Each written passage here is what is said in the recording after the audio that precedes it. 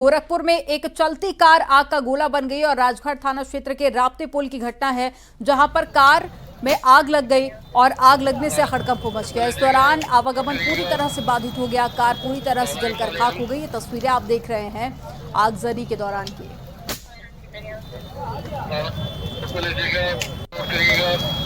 तो गोरखपुर से ये एक्सक्लूसिव तस्वीरें आपके सामने, जहां पर एक चलती कार में आग लग गई और देखते ही देखते आग ने कार को पूरी तरह से अपनी चपेट में ले लिया।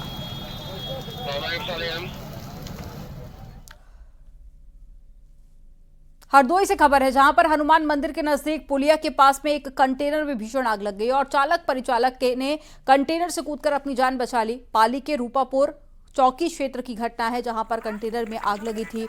ये तस्वीरें आप देख रहे हैं, जहां पर हरदोई में एक कंटेनर में आग लग गई और देखते ही देखते आग काफी ज्यादा फैल गई।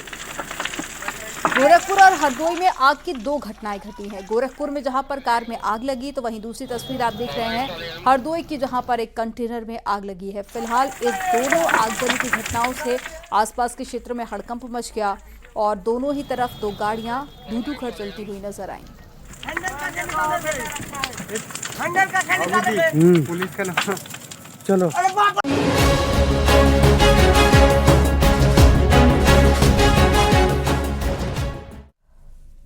ज्ञानवापी केस में वाराणसी से बड़ी खबर है और ज्ञानवापी के पूरे परिसर का सर्वे अब नहीं होगा। कोर्ट ने हिंदू पक्ष की याचिका खारिज कर दी है और संबंधित मामला हाईकोर्ट में होने की वजह से कोर्ट ने अब ये याचिका को खारिज किया है। मुख्य गुंबद के नीचे खुदाई की याचिका खारिज की गई है।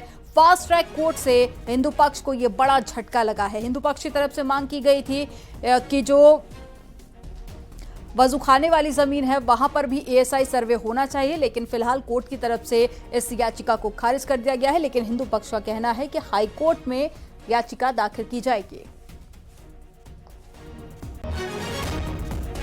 एक्सपर्ट होता उनके साथ मिलकर के एएसआई को करना था सर्वे रिपोर्ट, लेकिन इस न्यायालय को सारी चीजें बेकार लगी। मैं ये समझता हूँ कि इस न्यायालय ने माननीय उच्च न्यायालय का कंटेम्प्ट किया है और मैं कंटेम्प्ट की कार्रवाई करूंगा। माननीय उच्च न्यायालय ने इनको निर्देशित किया था कि जो पूर्व में एएसआई की आख्या रिपोर्ट दाखिल की गई है, अगर 8/4/2021 के अनुरूप वो नहीं है तो एडिशनल सर्वे मंगा सकती है। उस आदेश का इन्होंने उल्लंघन किया है।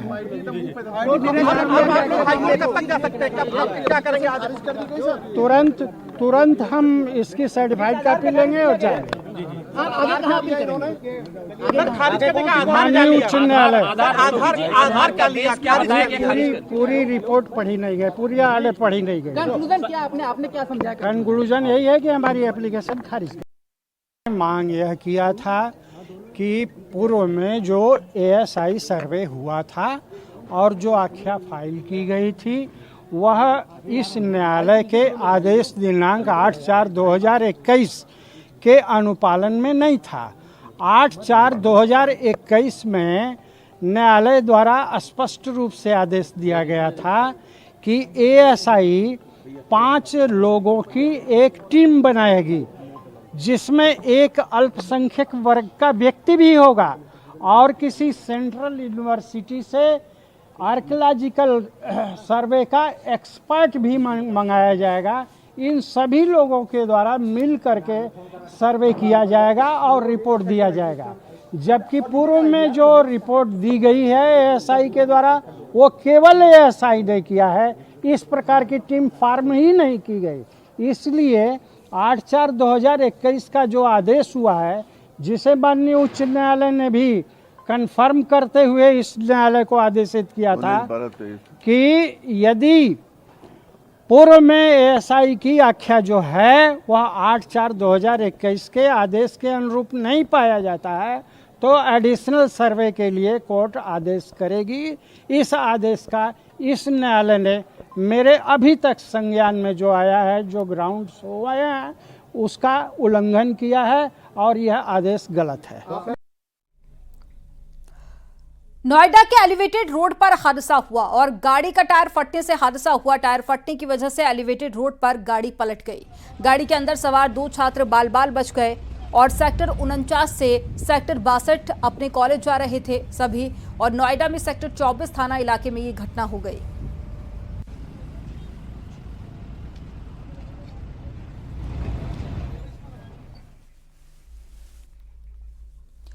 अमरोहा में तेज रफ्तार कार ने 6 वाहनों को टक्कर मार दी और इस हादसे में एक शख्स के घायल होने की जानकारी मिली। ये हादसा गजरोला कोतवाली क्षेत्र में हुआ। घटना के बाद में आरोपी मौके से फरार हो गए। हालांकि घटना सीसीटीवी कैमरे में कैद हो गई। तेज रफ्तार बुलेरो कार ने सबसे पहले हाईवे की सर्विस लेन पर चल रही एक कार को टक्कर मार दी और टक्कर के बाद में भागने के प्रयास में बुलेरो ने होटल के बाहर खड़ी 5 अन्य कारों को भी टक्कर मार दी। नोएडा और अमरोहा में सड़क हादसा हुआ। 2 तस्वीरें अब आपको दिखाते हैं टीवी स्क्रीन पर। नोएडा में जहां पर टायर फटने से गाड़ी पलट गई, तो वहीं अमरोहा में हिट एंड रन का मामला सामने आया। एक गाड़ी ने कई गाड़ियों को टक्कर मार दी। इस हादसे के बाद में चालक मौके से फरार हो गया।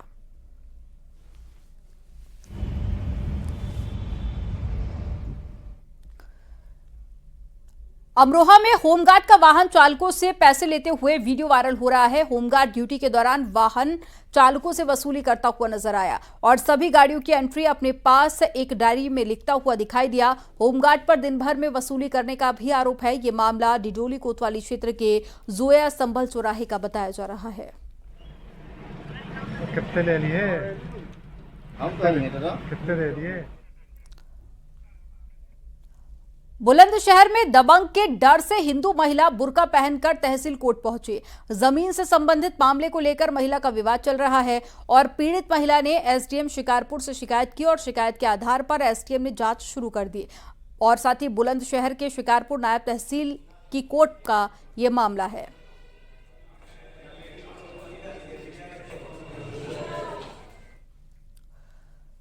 फूलपुर उपचुनाव से जुड़ी बड़ी खबर है। नामांकन से पहले नामांकन करने वाले नेता पर गाज गिरती हुई नजर आ रही है। कांग्रेस ने जिला अध्यक्ष को पद से हटा दिया है। कल फूलपुर सीट से नामांकन किया था सुरेश यादव को कांग्रेस ने नोटिस जारी कर दिया है। तो एक बड़ी खबर आपको बता रहे हैं। फूलपुर सीट से नॉमिनेशन फाइल किया था और फूलपुर उपचुनाव से जुड़ी हुई ये बड़ी खबर है कि कांग्रेस ने नोटिस जारी कर दिया है सुरेश यादव को और नोटिस जारी कर जवाब भी मांगा है।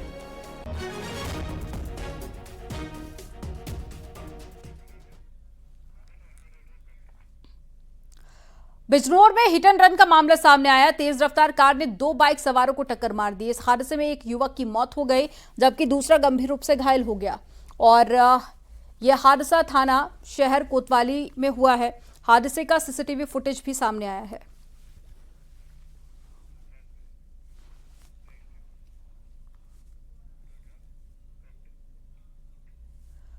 संभल में बिजली विभाग ने समाजवादी पार्टी के पूर्व जिला अध्यक्ष के खिलाफ बिजली चोरी के मामले में 54 लाख रुपए का जुर्माना लगाया है और बिजली विभाग के एक अधिकारी ने ये जानकारी दी है। बिजली विभाग ने सपा के पूर्व जिला अध्यक्ष के खिलाफ 20 अक्टूबर को बिजली चोरी का मुकदमा दर्ज कराया था।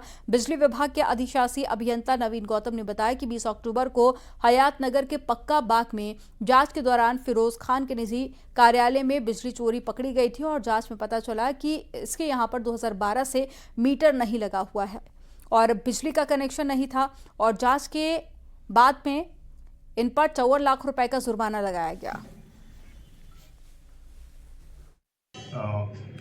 ये उनके यहाँ पे क्या नाम पैसा भी चोरी पकड़ी गई थी। 20 अक्टूबर को चेकिंग हुई थी और एसडीओ जो जी उनके जो रिपोर्ट आई है उन्होंने बयान वगैरह जो वहाँ पे लिए तो उससे साबित हुआ लगभग ये 2012 से वहाँ पे संचालित है कार्यालय। तो उसके बिहार पर इसका जो है लगभग 54 के आसपास लाख के आसपास बनाया था।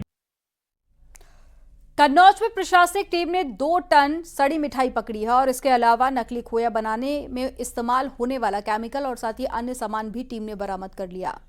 दीपावली में खपाने के लिए नकली खोए की मिठाई बड़े पैमाने पर बनाकर डंप की जा रही थी और टीम ने बन रही मिठाई के नमूने इकट्ठे किए और सड़ी मिठाई को मौके पर ही नष्ट कराया।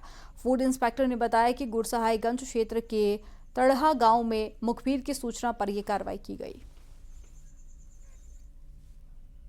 बड़ी मिठाई है, इस पे हम नोटिस जारी कर रहे हैं। इनसे तलब करेंगे कि आप बताएं इस किस पर्पज रखा था। यदि वो सही पुष्टि नहीं कर पाते हैं, इसको भी हम शामिल करके इन पे इतनी कठोर कार्रवाई। मात्रा में मिठाई अगर बेची जा रही है, अगर ये पहुंच गई दुकानदारों तो ये कितना हानिकारक होगा लोगों के लिए? अब देखिए कितना हानिकारक होगा, ये तो जांच रिपोर्ट आने के बाद पता चलेगा कि जांच में किस तरह की रिपोर्ट आती है। यदि ऐसा कोई रिपोर्ट आता है जिसको खाने से किसी ह्यूमन का किस तरह की कार्रवाई होगी इन पर? कार्रवाई यदि अनसेफ की कैटेगरी में, असुरक्षित की कैटेगरी में इनका फूड प्रोडक्ट रिजल्ट आता है, इसमें इनको सजा के साथ साथ जुर्माना दोनों हो सकता है, 3 साल से लेकर के आजीवन तक भी हो सकता है। त्योहार के मद्देनजर यूपी पुलिस फुल एक्शन में है और फिरोजाबाद में त्योहार के मद्देनजर एसपी सिटी के नेतृत्व में नगर में पैदल मार्च किया गया और व्यापारियों से बातचीत की गई। संदिग्धों को रोककर उनकी तलाशी भी ली गई। पुलिस ने सदर बाजार, घंटाघर, सेंट्रल चौराहे से जैन मंदिर तक पैदल मार्च निकाला। कौशाम्बी में भी डीएम और साथ ही एसपी ने पैदल गश्त की। पटाखों की दुकानों के लिए प्रस्तावित स्थलों का निरीक्षण किया गया और दुकानदारों को सुरक्षा के मानकों को पूरा करने की सख्त हिदायत दी गई। मंझनपुर कस्बे में भ्रमण कर जायजा लिया गया।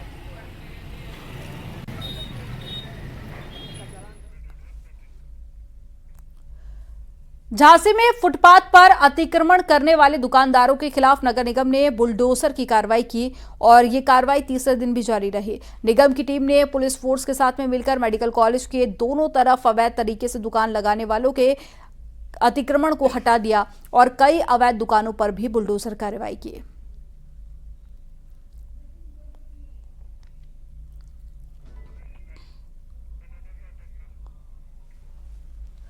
हापुड़ में सांप की दहशत बरकरार है। सदरपुर गांव में पिछले 1 सप्ताह से लगातार सांप के हमले होने से ग्रामीण डरे हुए हैं।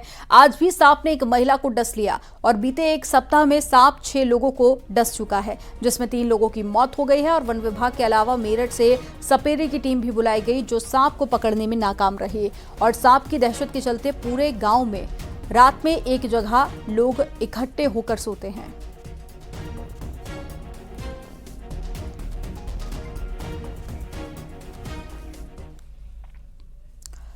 मेरठ से खबर है, जहां पर स्कूल जा रही नाबालिग से छेड़छाड़ पर छात्रा की मां ने शोहदी की जमकर पिटाई कर दी। पिटाई के बाद में उसे पुलिस के हवाले कर दिया गया। मामला थाना प्रतापपुर क्षेत्र के रिठानी इलाके का है, जहां पर नाबालिग छात्रा से छेड़छाड़ की गई थी और घर आकर छात्रा ने आप बीती बताई। इसके बाद में लड़की की मां ने शोहदी की जमकर पिटाई की। आया ना उसी के लिए।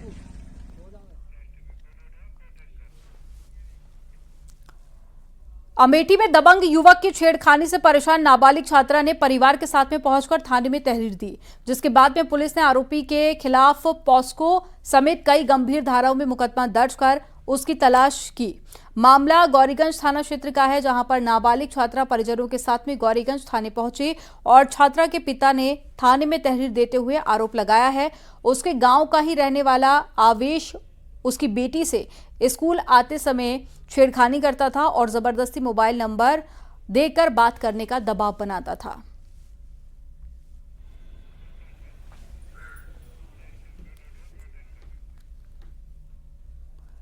और वाराणसी में ट्रीट टू बीट मुहिम को लेकर न्यूज 18 के मंच पर यूपी के डिप्टी सीएम और स्वास्थ्य मंत्री ब्रजेश पाठक ने शिरकत की। कैंसर से जुड़े सवालों का डिप्टी सीएम ब्रजेश पाठक ने जवाब दिया और बताया कि यूपी सरकार कैंसर को लेकर कितनी ज्यादा जागरूक है। इसीलिए आपसे पूछना चाहूंगी कि उत्तर प्रदेश की सरकार ऐसे क्या इनिशिएटिव्स ले रही है जिनसे ना ही ट्रीटमेंट बल्कि कैंसर केयर फैसिलिटीज शहर के और गांव-गांव के लोगों को प्राप्त हो। देखिए, उत्तर प्रदेश सरकार हेल्थ के क्षेत्र में अभूतपूर्व काम कर रही है। प्राइमरी हेल्थ से लेकर के गहन चिकित्सा तक 2017 से लेकर अब तक बहुत कुछ बदल चुका है। कैंसर जैसे घातक रोगों से निपटने के लिए लगातार हम काम कर रहे हैं। उत्तर प्रदेश की राजधानी लखनऊ में कैंसर जैसे घातक रोगों के इलाज के लिए एक विशिष्ट श्रेणी का हॉस्पिटल पूज्य कल्याण सिंह जी के नाम पर बनाया गया है, जहां सिर्फ कैंसर का इलाज होता है। जहां तक बहनों के ब्रेस्ट कैंसर का सवाल है, हम लगातार अभियान चला करके, कैंप लगा करके विभिन्न स्तर पर बहनों को जागरूक भी करते हैं, जांच कराकर उन्हें उचित समय पर इलाज भी दिलाने का काम करते हैं। मुझे बताने में प्रसन्नता है, इस दिशा में हमें बड़ी अच्छी सफलता मिली है। हमने समय रहते अपने ऐसे पेशेंट को, ऐसी बहनों को जिनको ब्रेस्ट कैंसर की संभावनाएं थीं, उनको चिन्हित करके उनको बेहतर से बेहतर इलाज भी मुहैया कराने का काम किया है। काफ़ी प्रसन्नता होती है जान के कि आपने कैंसर स्क्रीनिंग कैंप्स की बात की, तो इसमें भागीदारी बढ़ती जाए, इसके लिए ऐसे क्या कदम उत्तर प्रदेश की सरकार? Down the line Uttar Pradesh में आशा वर्कर हमारी सबसे निचली इकाई है। हमारी आशा बहनें गांव-गांव, घर-घर पहुंच करके ऐसी सभी बहनों को जो ब्रेस्ट कैंसर संबंधित जानकारी आम जनता तक, बहनों तक पहुंचाने का कार्य करना है, उसको पहुंचाती हैं। जो पत्रक है उसको पहुंचाती हैं, और जब कैंप लगते हैं विशिष्ट समय जांच के लिए, वहां उनको पहुंचा करके जांच करा कर, यदि किसी बहन में इस प्रकार की आशंका है तो उसको कैंप में पहुंचा करके या हॉस्पिटल्स में पहुंचा करके उनको समय पर इलाज मिले, इस बात को सुनिश्चित करने का काम करती है। तो कैंसर से निपटने के लिए राज्य सरकार क्या तैयारी कर रही है वो आपने जाना। और चलिए अब आगे बढ़ते हैं। कन्नौज से एक बेहद ही अजीबोगरीब मामला सामने आया। एक शख्स ने अपनी जिंदा पत्नी को मृत घोषित कर दिया। इतना ही नहीं, उसने श्राद्ध भी कर दिया और दूसरी शादी कर ली। पति की करतूत का पता चलते ही महिला ने अपने पति के खिलाफ मोर्चा खोल दिया। उसने एसपी ऑफिस में जाकर इंसाफ की गुहार लगाई। पूरा मामला आपको रिपोर्ट में दिखाते हैं।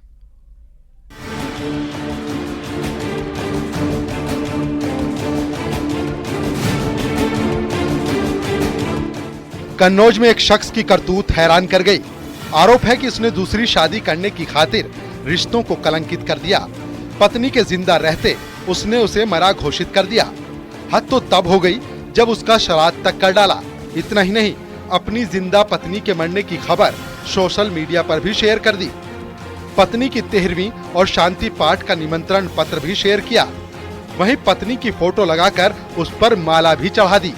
आरोप है कि उसका लंबे वक्त से दूसरी लड़की से प्रेम प्रसंग चल रहा था। वो उससे शादी करना चाहता था। अपनी प्रेमिका को उसने विश्वास दिलाया कि उसकी पत्नी जिंदा नहीं है, जिसके बाद उसने शादी कर ली। जब उसकी पहली पत्नी को इस बात की भनक लगी और उसने सोशल मीडिया में देखा तो वो दंग रह गई। पीड़ित महिला ने एसपी ऑफिस पहुंचकर खुद के लिए इंसाफ की गुहार लगाई। 2023 को मेरा इन्होंने श्राद्ध कर दिया, उसके बाद इन्होंने दूसरी शादी कर ली। अभी इन्होंने कल 23 अक्टूबर को मेरे बच्चों को स्कूल जाते टाइम इन्होंने रास्ते से ही अपने साथ लेकर आ गए हैं। कहाँ से बच्चों को लेकर आए? स्कूल जा रहे थे, रास्ते से मेरे बच्चों को उठा लाए हैं। कहाँ पर रह रहे थे बच्चे आपके? बच्चे मेरे साथ कानपुर में रह रहे थे। मेरे मैके से में 2.5 साल से मेरे साथ ही रह रहे हैं। पीड़ित महिला का कहना है कि 15 साल पहले उसकी शादी हुई थी। शादी के बाद सब ठीक चल रहा था, लेकिन कुछ वक्त बाद उसके पति का स्वभाव बदलने लगा। महिला का आरोप है कि उसके पति के अवैध संबंध थे। उसे कई बार समझाया गया, लेकिन वो नहीं माना। करीब 2 साल पहले वो एक लड़की को भगाकर घर ले आया, उसे साथ रखने लगा। जब विरोध किया तो उसका पति झगड़ा करने लगा। इसके बाद अपने पति से तंग आकर वो काफी पहले ही ससुराल छोड़ चुकी है। उसके पति ने पिछले दिनों सोशल मीडिया पर उसके मृत होने की खबर डाली, जबकि उसे पिछले साल मरा हुआ बताया गया। उसके 2 बच्चे भी उसी के साथ रहते हैं। आरोप है कि उसके पति ने पिछले 2 दिनों में उसके दोनों बच्चों को भी जबरन उठा लिया। सर, इन्होंने सोशल मीडिया पे जो है अपनी फोटोज पोस्ट की थी उसके अपने अकाउंट से, उससे मुझे जानकारी मिली कि इन्होंने शादी कर ली है और वो इनकी दूसरी पत्नी इनके साथ इनके घर में रह रही है। अच्छा, आपका जब श्राद्ध किया था उसकी जानकारी आपको मिली? वो भी सर इन्होंने सोशल मीडिया पे अपने अकाउंट से इन्होंने वीडियोस फोटोज पोस्ट की थी। इससे मुझे जानकारी मिली कि इन्होंने मेरा श्राद्ध कर दिया है और इन्होंने मुझे मृत घोषित कर दिया है। तालाग्राम थाना क्षेत्र के भवानी सराय का ये मामला है। पीड़ित महिला को अब कानून से उम्मीद है। उसने पुलिस को दिए प्रार्थना पत्र में अपने पति पर गंभीर आरोप लगाया है कि अगर बच्चों को कुछ होता है तो उसका जिम्मेदार वही होगा। महिला ने अपने बच्चों को वापस पाने की गुहार लगाई है। कन्नौज से न्यूज़ 18 के लिए लोकेश दुबे की रिपोर्ट।